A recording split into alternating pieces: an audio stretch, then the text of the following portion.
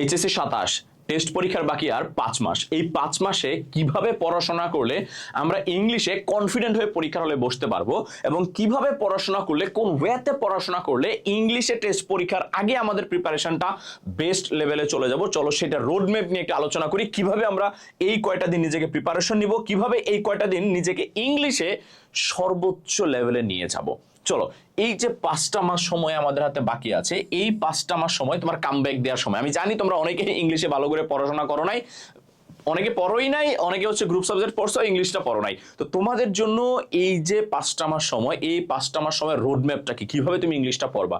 First of all, এই সময়ে আইসা তোমাদের ম্যাক্সিমাম কলেজেই সেকেন্ড ইয়ারে সেকেন্ড পেপার পড়ানো হয়। এই জন্য তোমার আগে কাজ হচ্ছে সেকেন্ড পেপার পড়া। সেকেন্ড পেপার পড়া। এখন এই যে সেকেন্ড পেপার, এই সেকেন্ড পেপারের 2টা পার্ট। একটা হচ্ছে গ্রামারটা ভালো করে পড়া, গ্রামারটা ভালো করে পড়া। সেকেন্ড হচ্ছে রিটেন পার্টটা নিজেকে দক্ষ করা। এখন কথা হলো, এই যে সময়টা, এই সময় এসে আমি গ্রামারে নিজেকে ইমপ্রুভ করব কি করে? বা কোনো সমস্যা নাই, এই 5 মাস সময় তোমার জন্য এনাফ। যদি তোমার মধ্যে সেই এনথাসিয়াজম থাকে, তোমার মধ্যে যদি সেই আগ্রহটা থাকে পড়ার, তুমি যদি গ্রামার গুলাকে একটু ভালো করে বুঝে পড়ো। ভাইয়া, আমরা যেটা করি গ্রামার খালি মুখস্থ করি, এইটা না করে তুমি যদি এই 5টা মাস একটু গ্রামার গুলাকে বুঝে পড়ো। যদি একা বুঝতে না পারো, বাবা একা পড়তে কষ্ট হয়, তুমি কোর্সে, কোনো একটা স্যারের কোর্সে তুমি হচ্ছে এনরোল করো। আমি বলবো না যে আমার কোর্সে তোমাকে এনরোল করতে হবে, তুমি অন্য কোনো স্যারের কোর্সে এনরোল করো, বাট এই কয়টা দিন তুমি গ্রামারে নিজেকে দক্ষ করো। যেই স্যার গ্রামারে ভালো পড়ায়, যেই স্যারের পড়ার তুমি বুঝতে পারো, সেই স্যারের গ্রামার ক্লাসগুলোই তুমি করো। বাট লাগলে তোমার যদি মনে হয় আমি কোর্স কেনার মতো অবস্থায় নাই, আমার সেই স্বাবলম্বী, আমার সেই আর্থিক সাফিসিয়েন্ট, বা আমার আর্থিক সেই এফিসিয়েন্টটা নাই, তাহলে তুমি হচ্ছে ফ্রি ক্লাস করো, ওয়ান শট ক্লাস দেখো। বাট এই মোমেন্টটা এসে তোমার নিজেকে অবশ্যই গ্রামারে দক্ষ করে তুলতে হবে। সেকেন্ড হচ্ছে রিটেন। এই রিটেনের জন্য তোমাকে অবশ্যই ফ্রি হ্যান্ড রাইটিংটা শিখতে হবে। এখন ফ্রি হ্যান্ড রাইটিংটা যেহেতু ভাইয়া এখন তোমার হাতে সময়টা কম, তোমার এখন কাজ হচ্ছে যত বেশি নিজে নিজে লিখবা। তুমি একটা টপিক দেখে, বোর্ড প্রিভিয়াস যে বোর্ড কোশ্চেনগুলো আছে, সেই বোর্ড কোশ্চেনগুলো দেখে একটা টপিকের উপরে তুমি নিজেই লিখো।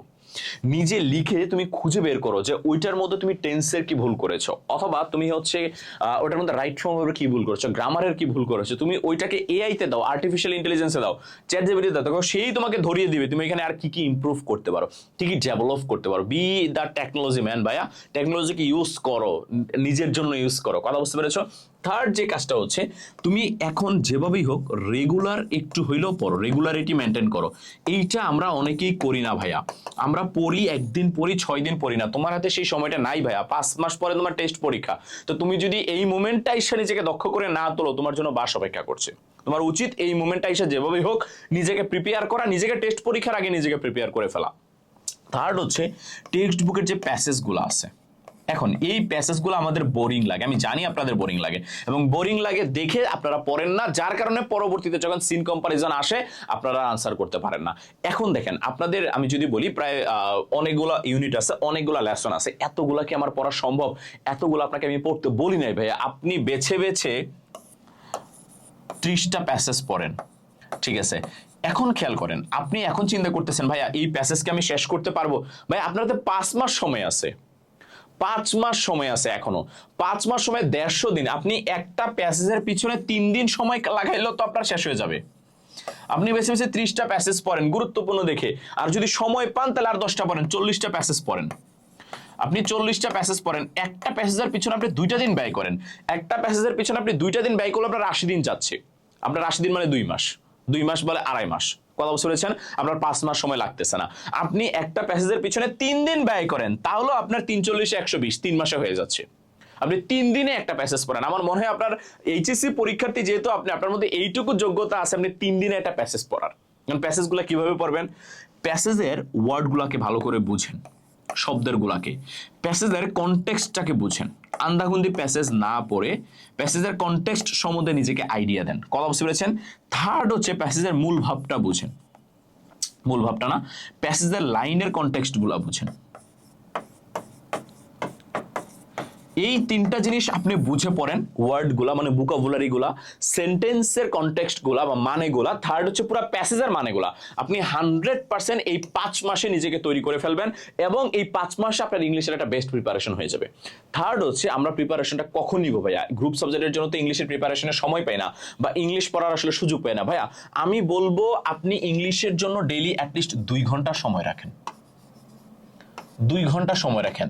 যারা হচ্ছে কমার্স বা হচ্ছে মানবিক, যারা মানবিক এবং কমার্স, তারা অ্যাটলিস্ট 2টা ঘন্টা সময় আপনি রাখেন হচ্ছে ইংলিশের জন্য। যারা সায়েন্সের ভাইয়া তারা 1টা ঘন্টা রাখেন। আপনার অনেক সময় নাই, আপনি 1টা ঘন্টা রাখেন। এই 1টা ঘন্টা কখন রাখবো? আমি সায়েন্সকে বলবো সেই 1টা ঘন্টা আপনি সকালে রাখেন। আপনি সকালে পড়তে বসেন, এই সকালে রাখেন কলেজে যাওয়ার আগে।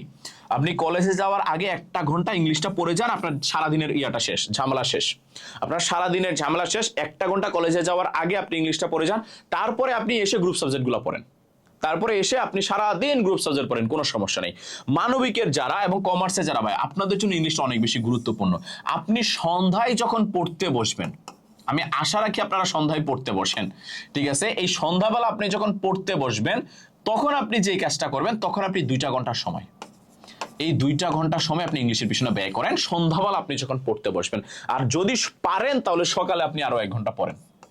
স্পেশালি যারা মানবিক তারা সকালে আরো 1 ঘন্টা পড়েন, 3 ঘন্টা রাখেন। যদি 3 ঘন্টা না পারেন 2 ঘন্টা করে পড়েন। আপনি এই 2 ঘন্টা করে 5 মাস পড়ে যান। আমি আপনাকে কথা দিলাম 5 মাস পরে আপনি দেখবেন আপনার ইংলিশের কিচ্ছু নাই পড়ার মতো, কিচ্ছু নাই পড়ার মতো ভাইয়া, এইটুকু আমি কথা দিতে পারি।